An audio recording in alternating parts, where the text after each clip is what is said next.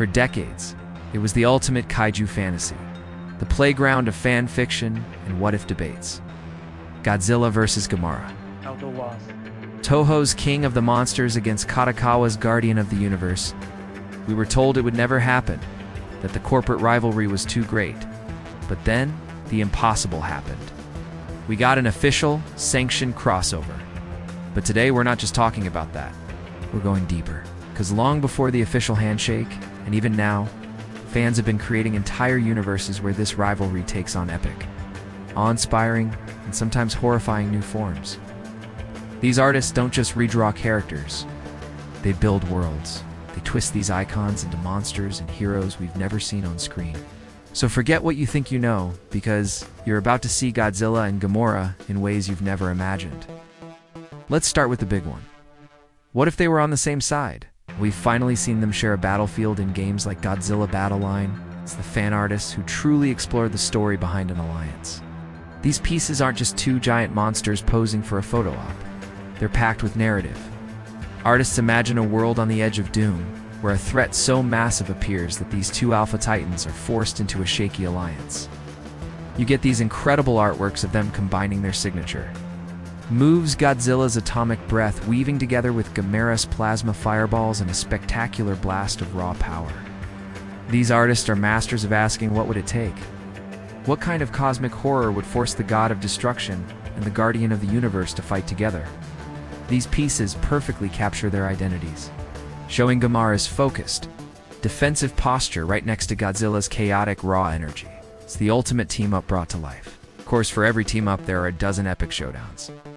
This is the main event, and it's where artists really get to play. They don't just draw a monster brawl, they explore the clash of their very natures. Many artists frame it as a battle of philosophies.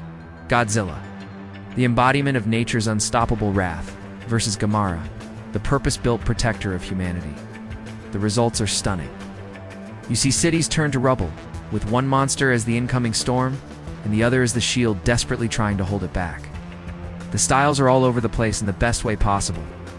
Some blend the gritty realism of Godzilla -1 with the sleek anime style of Gamera Rebirth.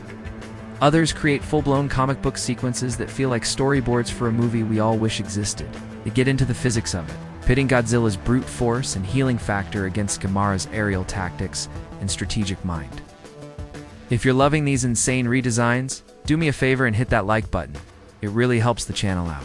I've linked to all the artists I can find in the description, so please go show them some love for their incredible work. Okay, but what if they weren't friends or rivals? What if they were just real?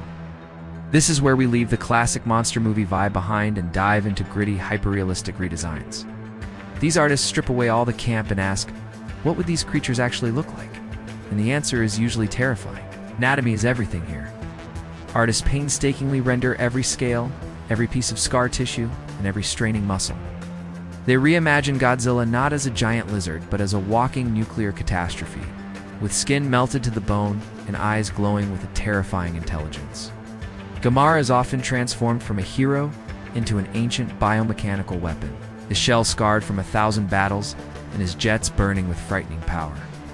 These aren't just monsters, they're survivors, and they exist in worlds that feel harsh, unforgiving, and much too close to our own. Staying with that dark theme, our last stop takes things to a whole new level of strange. This is where artists stop redesigning the kaiju and start reinventing them as pure nightmare fuel. These are the fusions, the cosmic horror twists, and the bizarre hybrids that you can barely even recognize. We talking about fusions that blend Godzilla's dorsal fins with Gamera's shell to create some kind of horrific alien carapace. These artists are pushing creature design to its absolute limit, creating things that feel like they crawled out of another dimension. You see Lovecraft-shown versions of the kaiju with geometry that just feels wrong and features that make no biological sense. In these dark corners of the fandom, Godzilla and Gamera are no longer monsters. They're incomprehensible forces of nature, twisted into body horror nightmares, or elevated into godlike beings that make humanity look like insects. This is where the creativity is at its most shocking end. Maybe its most impressive. From heroic allies to mind-bending horrors, the fan art world of Godzilla and Gamera is a universe of pure imagination. It's proof of how deeply these two kings have inspired people to create their own incredible stories. So now I have to ask you, which of these styles is your favorite? The heroic team-ups, the classic versus battles, the gritty redesigns, or the unrecognizable horrors? Let me know what you think in the comments below. A massive thank you to all the artists who bring these worlds to life. You want to see a part 2, exploring even more fan-made monsters? Let me know. Don't forget to subscribe for more deep dives into the most creative fandoms on the planet. Thanks for watching.